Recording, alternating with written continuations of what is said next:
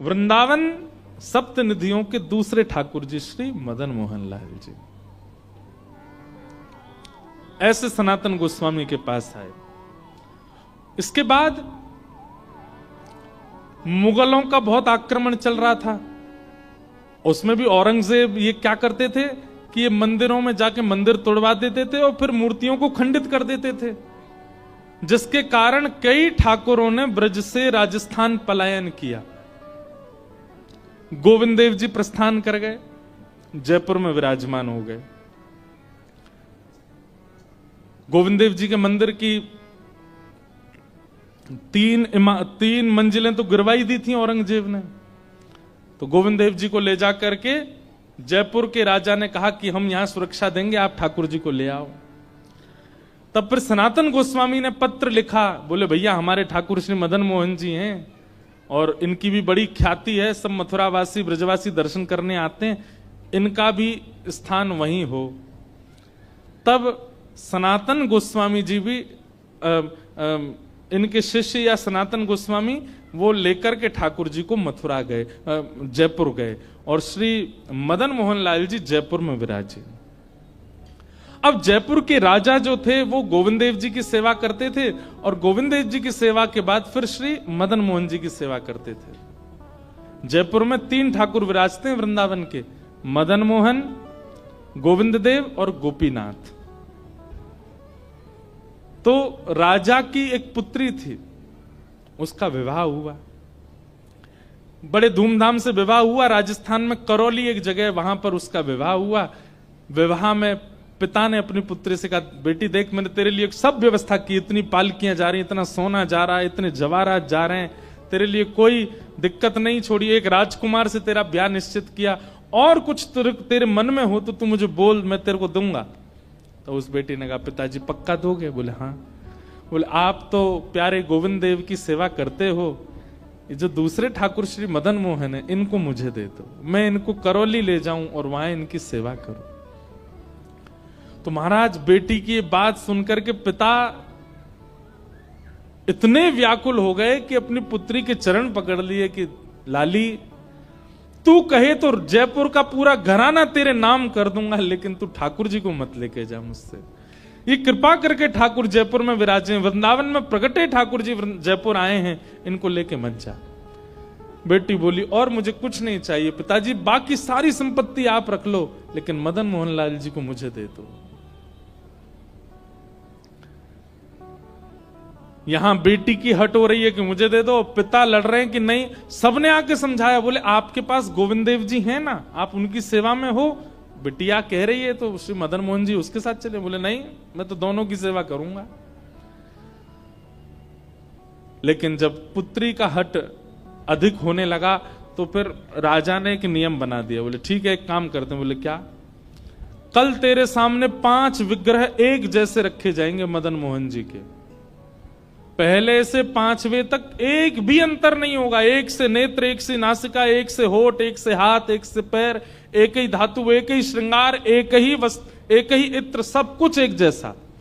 उन 5 में से 4 स्वरूप जो होंगे वो अभी कल के परसों के निर्मित होंगे, एक स्वरूप जो है वो असली मदन मोहन जी होंगे। अगर तैने असली पहचान लिए तो तू ले जाना, और तू अगर नहीं पहचान पाई तो फिर वो जयपुर में ही रहेंगे।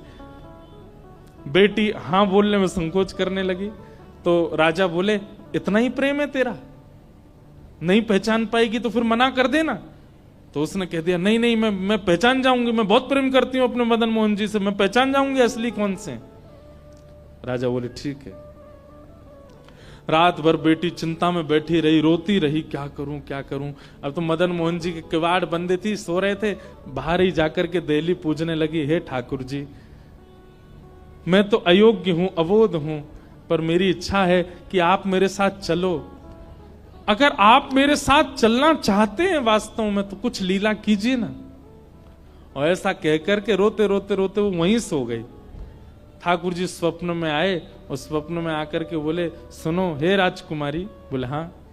देखो तुम्हारे पिता मुझे बिल्कुल नहीं छोड़ना चाहते, वो 5 स्वरूप एक जैसा ही बना करके प्रस्तुत करेंगे, मुझे पहचान पाना बहुत मुश्किल होगा, तुम नहीं पहचान पाओगी। राजकुमारी बोली जय जय, तो फिर मैं क्या करूं? बोले भैया सुनो, तुम ना पांचों के हाथ पकड़ के देखना, जिसके हाथ पकड़ने पर उसके एक हाथ की उंगली खड़ी होकर के हिलने लग जाए, समझ जाना वो मैं ही हूं। मैं अपनी एक उंगली हिला दूंगा, मेरी एक उंगली से तुम पहचान जाना मैं हूं। पिता को बिल्कुल विश्वास से कह देना यही मदन मोहन है, और मैं तुम्हारे साथ चल दूंगा।